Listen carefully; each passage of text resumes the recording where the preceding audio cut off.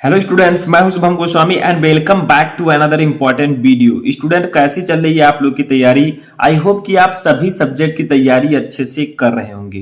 देखिए, आपकी तैयारी के साथ साथ मैं भी आपको important question and important topic के वीडियोज प्रोवाइड करवाता रहता हूं, ताकि आपके सभी सब्जेक्ट की तैयारी अच्छे से हो सके और आप बोर्ड एग्जाम में 90% प्लस मार्क अचीव कर सकें। ठीक है, तो ये हमारा टारगेट है। तो देखिए, ऐसे में इस वीडियो में मैं आपके लिए लेकर आया हूं 12th इंग्लिश ग्रामर के 3 टॉपिक एक ही वीडियो में। यानी कि इस वीडियो में हम direct and indirect speech, synthesis, transformation, इन तीनों टॉपिक के चार चार क्वेश्चन को पढ़ेंगे। ठीक है, यानी कि 3 टॉपिक हैं, चार चार क्वेश्चन पढ़ेंगे। टोटल हम 12 क्वेश्चन को पढ़ेंगे, जो कि आपके बोर्ड एग्जाम के लिए बहुत ही इंपॉर्टेंट है।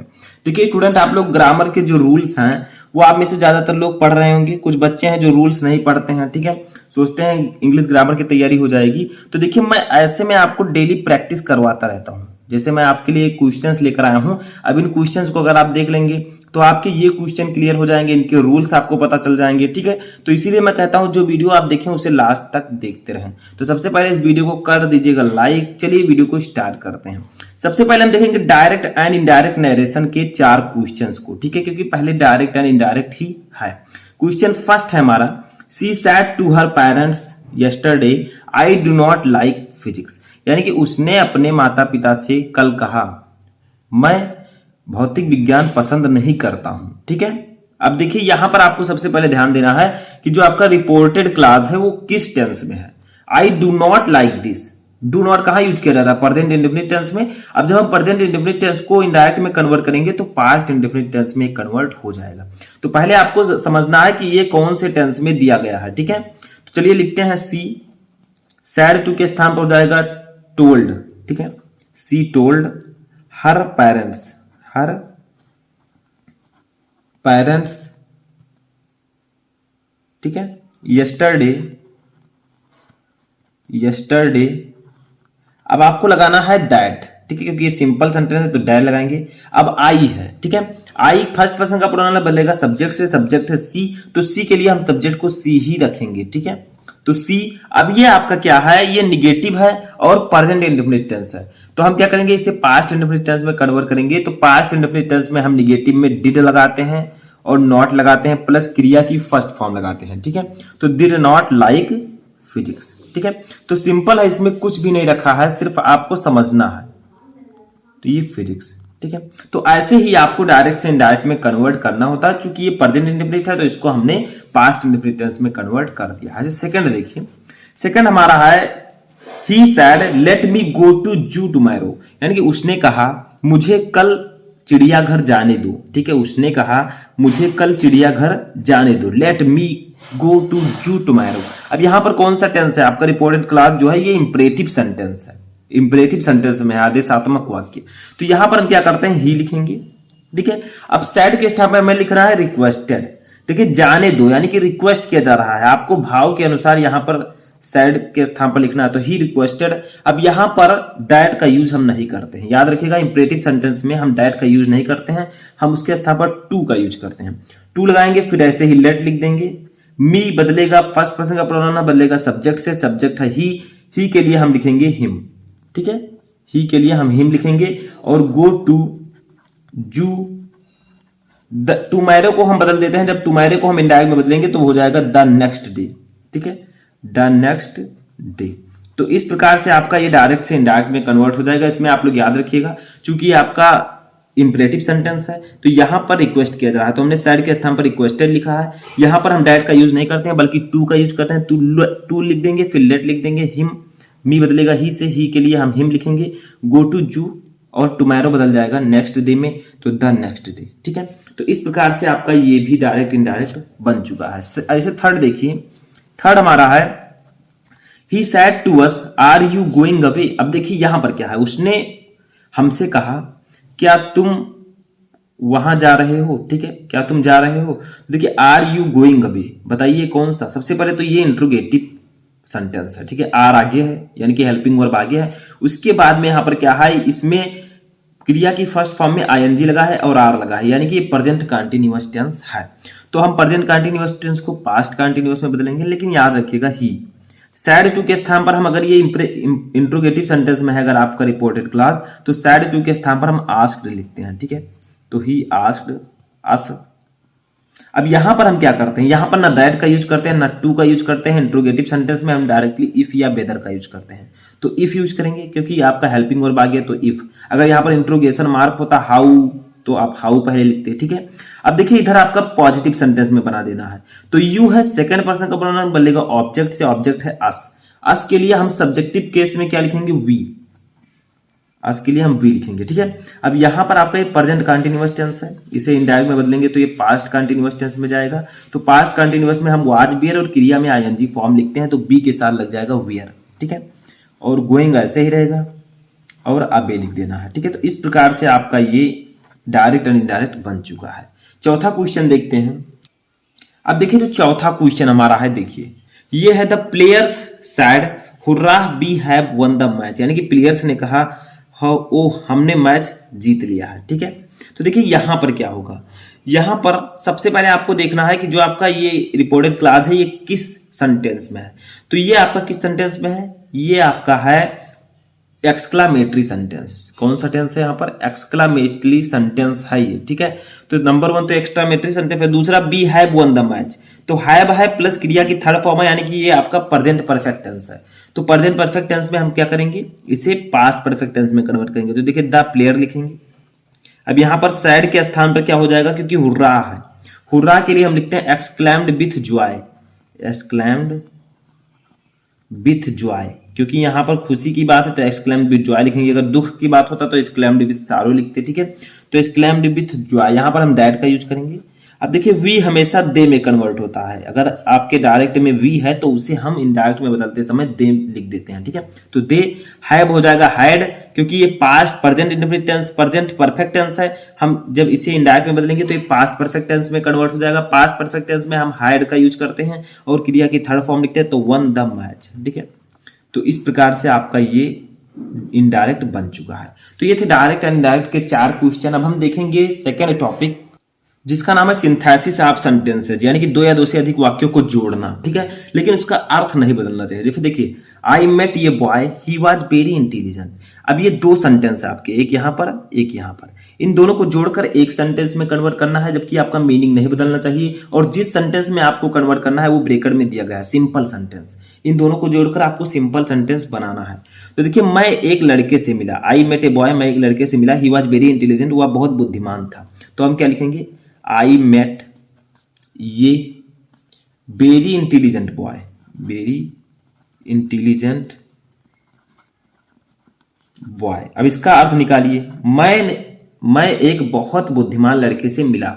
जो ऊपर है वही अर्थ नीचे भी है, बस इसको हमने क्या किया है, जोड़कर सिंपल सेंटेंस में कन्वर्ट कर दिया है। यहां पर था मैं एक लड़के से मिला, वह बहुत बुद्धिमान था, नीचे क्या है, मैं एक बहुत बुद्धिमान लड़के से मिला, सेम अर्थ है।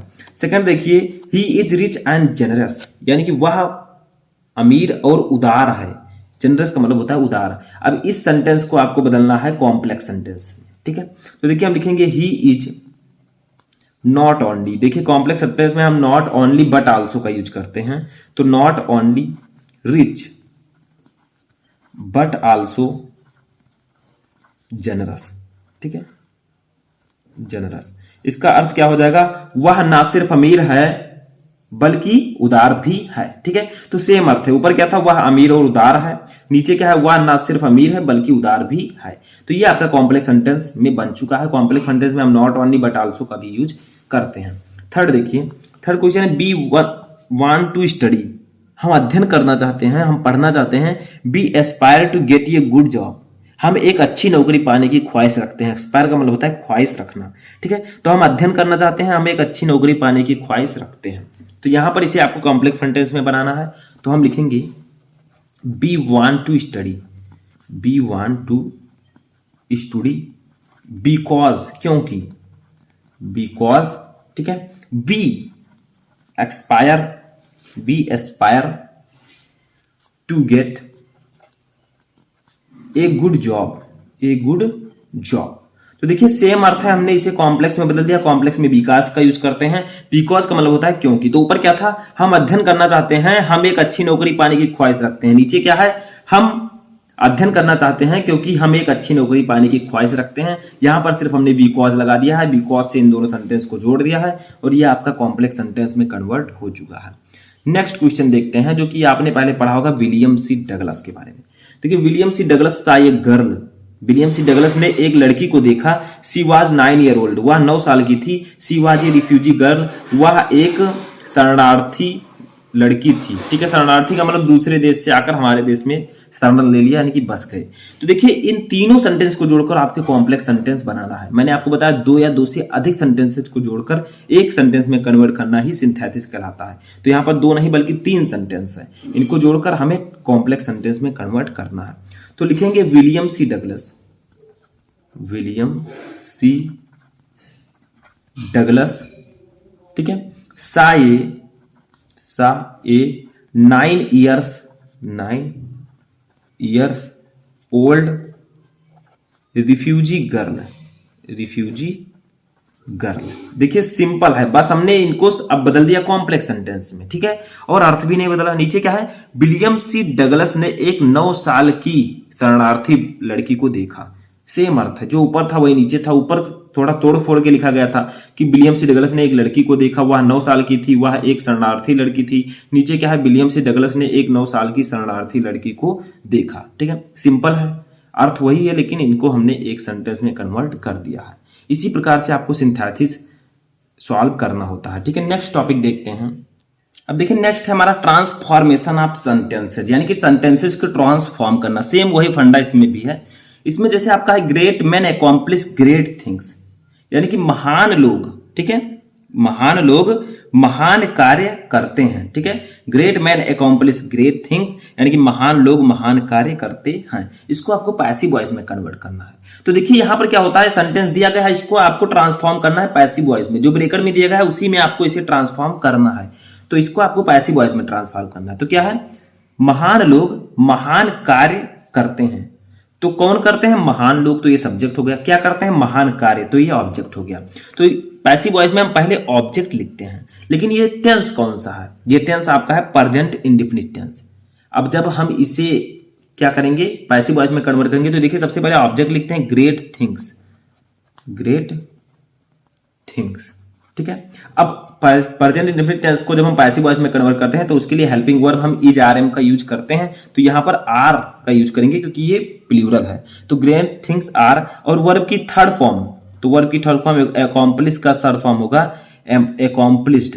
ठीक है, great things are accomplished, by लगाकर सब्जेक्ट जोड़ देंगे तो बाई ग्रेट मैन। ठीक है, बाई ग्रेट मैन। तो ये आपका पैसिव वॉइस में कन्वर्ट हो चुका है। तो याद रखिएगा, अगर आपका टेंस प्रेजेंट इंडेफिनिट टेंस में है तो जब उसे हम पैसिव वॉइस में कन्वर्ट करेंगे तो पहले हम ऑब्जेक्ट लिखेंगे, जो कि सभी टेंसेस में हम पहले ऑब्जेक्ट लिखते हैं, फिर उसका हेल्पिंग वर्ब लिखेंगे। तो ये प्रेजेंट इंडेफिनिट टेंस में है, इसका हेल्पिंग वर्ब होगा इज एम आर। तो यहाँ पर हम आर का यूज करेंगे, ठीक है, सब्जेक्ट के अनुसार ऑब्जेक्ट के अनुसार। अब क्या करेंगे, वर्ब की थर्ड फॉर्म लिखेंगे, तो अकॉम्प्लिश का थर्ड फॉर्म होगा अकॉम्प्लिश्ड, और सब्जेक्ट को बाई लगाकर जोड़ देंगे तो बाई ग्रेट मैन। ठीक है, सेम वही फंडा है।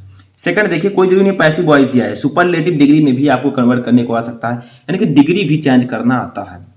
देखिए iron is more useful than any other metal, यानी कि लोहा किसी भी अन्य धातु की तुलना में अधिक उपयोगी है। अब इसको आपको सुपरलेटिव डिग्री में कन्वर्ट करना है क्योंकि ये आपका कंपैरेटिव डिग्री में है। ठीक है, तो कैसे करेंगे, iron is the most useful metal, इस प्रकार से लिखेंगे। उसमें मोर था, इसमें मोस्ट रहेगा। ठीक है, मोर यूजफुल मेटल, यानी कि आयरन जो है, लोहा जो है सबसे उपयोगी धातु है। ऊपर क्या था,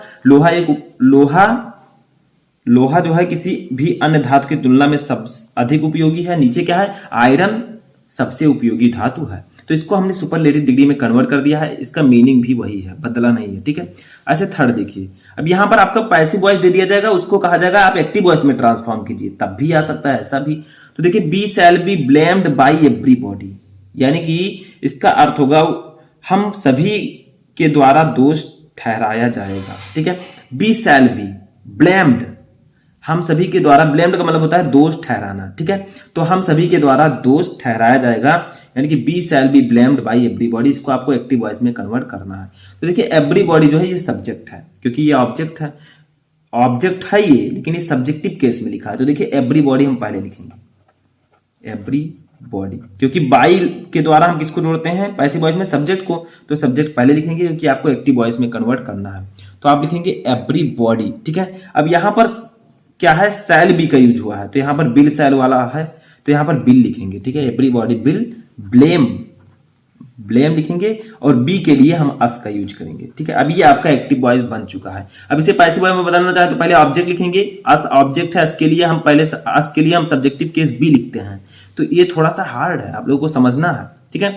तो इसके लिए हम बी लिखते हैं, तो बी हमने लिखा था, ठीक है। अब बी के साथ सेल का यूज करते हैं, तो सेल लिखा। अब सेल बिल को अगर हम पैसिव वॉइस में बदलेंगे तो बी लगाते हैं, तो बी लगा दिया था। ब्लेम्ड थर्ड फॉर्म वर्ब की बाई एवरीबॉडी, तो देखिए यहाँ पर क्या, पहले हमने सब्जेक्ट लिख दिया एवरीबॉडी विल ब्लेम अस, ठीक है। समझ में आया, यानी कि सभी लोग हम पर दोष ठहराएंगे, ठीक है। नेक्स्ट क्वेश्चन है, चौथा question, he is too miser to spend any money, यानी कि वह कोई पैसा खर्च करने के लिए बहुत कंजूस है, वह पैसा खर्च करने के लिए बहुत कंजूस है। इसे आपको बदलना है निगेटिव सेंटेंस में, लेकिन मीनिंग नहीं बदलना चाहिए। तो देखिए इसको मैंने बताया कई बार, he is so miser, he is so miser that he can not spend any money, ठीक है, एनी मनी। तो इस प्रकार से ये आपका निगेटिव में भी चेंज हो गया और मीनिंग भी नहीं बदला। क्या था ऊपर, वह पैसा खर्च करने के लिए बहुत कंजूस है, ठीक है। नीचे क्या है, वह इतना कंजूस है कि वह पैसे खर्च नहीं कर सकता, ठीक है। तो दोनों का अर्थ सेम है, बट हमने इसको पॉजिटिव सेंटेंस को निगेटिव में बदल दिया है। जब हम TOO को हटाते हैं तो सो लगाते हैं, फिर माइजर उसकी विशेषता लिखते हैं, फिर दैट लगाकर सब्जेक्ट लिखकर ये सब जोड़ देते हैं, ठीक है। तो इस प्रकार से हम इसे सॉल्व करते हैं। तो ये थे आपके 4x3 टॉपिक के 4 क्वेश्चन है कि 12 क्वेश्चन टोटल मैंने आपको इस वीडियो में बताए। आई होप कि आपको ये सब अच्छे से समझ में आ चुके होंगे। इनमें से कितने क्वेश्चन आपको पहले से पता थे कमेंट बॉक्स में बताएं। हम मिलेंगे नेक्स्ट वीडियो में नेक्स्ट टॉपिक के साथ, तब तक आप लोग अपनी तैयारी करते रहें।